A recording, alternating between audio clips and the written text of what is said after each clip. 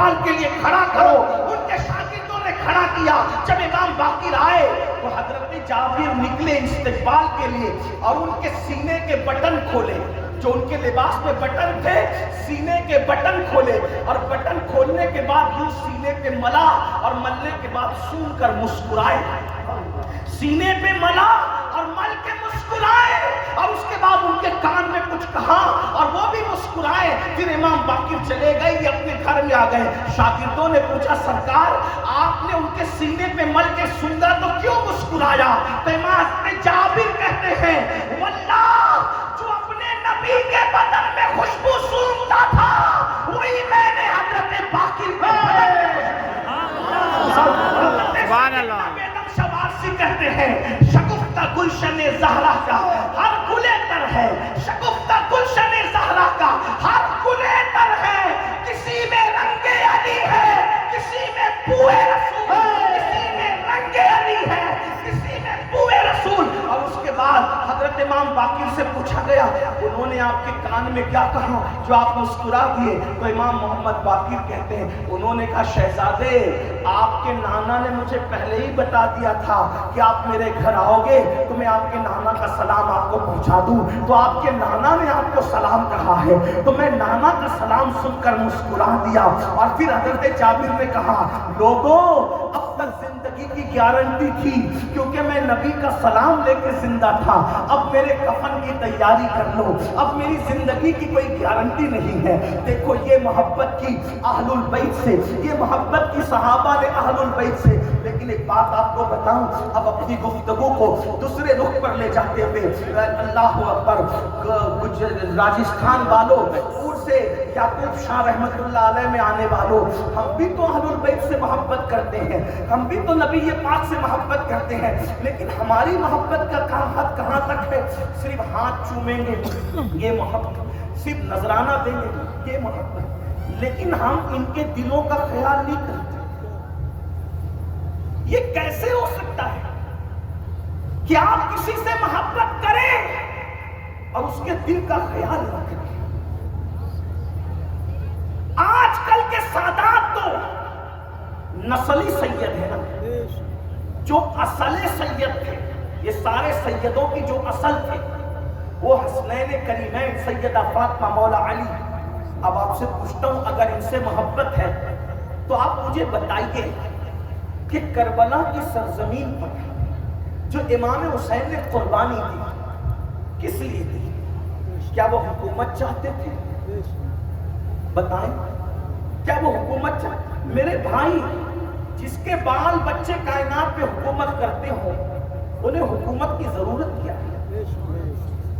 بلکہ بال بچے تو ان کے بہت بڑی چیز ہے, ان کے بچوں کے بچوں کے بچوں میں سرکار غوث پاک آتے ہیں.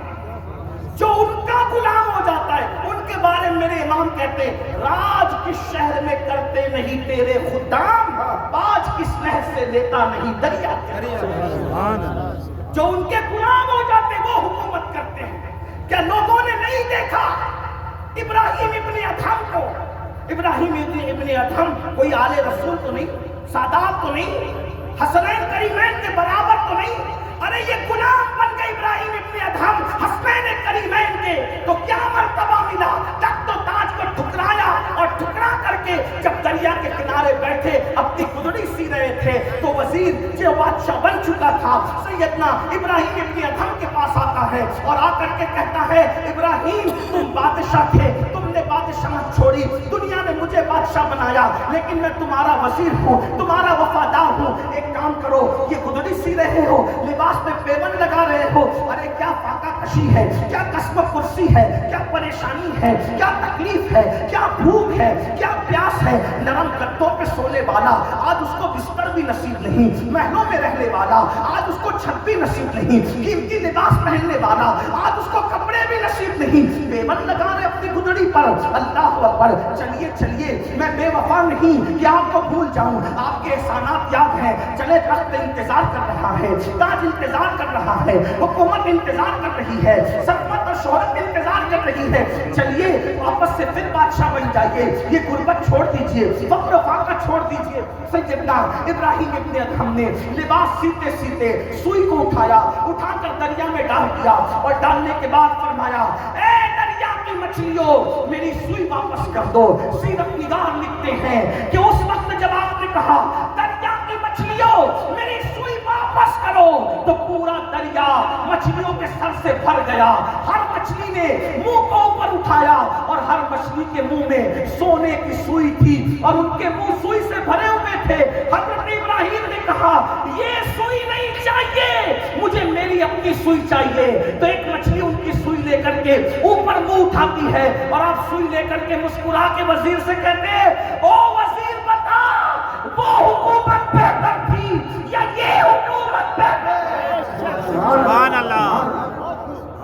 जब उनके गदा भर देते हैं शाहाने ज़माना की झोली, मुहताज का जब ये आलम है तो मुख्तार। इमाम हुसैन हुकूमत के लिए नहीं गए थे, तख्त के लिए नहीं गए थे। तख्त की औकात क्या है रसूलुल्लाह के कंधों के सामने? अरे वो तख्त पे बैठने की लालच क्या करता जो नबी के कंधों पे बैठा, रसूलुल्लाह के कंधों पे बैठा हो। फिर सुन्नियों तुम्हें शऊर क्यों नहीं आता? न हुकूमत के लिए गए, न तख्त के लिए गए, न ताज के लिए गए, फिर गए थे किस लिए? तो यही सब उलमा बताते हैं, वो सिर्फ दीन बचाने गए थे, बस सिर्फ दीन बचाने गए थे।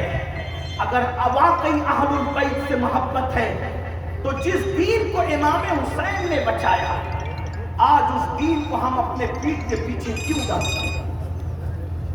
उस दीन को पामाल क्यों करते हैं? बताओ, इमाम हुसैन को तो अपने बेटों से ज्यादा दीन से मोहब्बत थी, इमाम हुसैन को तो अपने घर से ज्यादा दीन से मोहब्बत थी, इमाम हुसैन को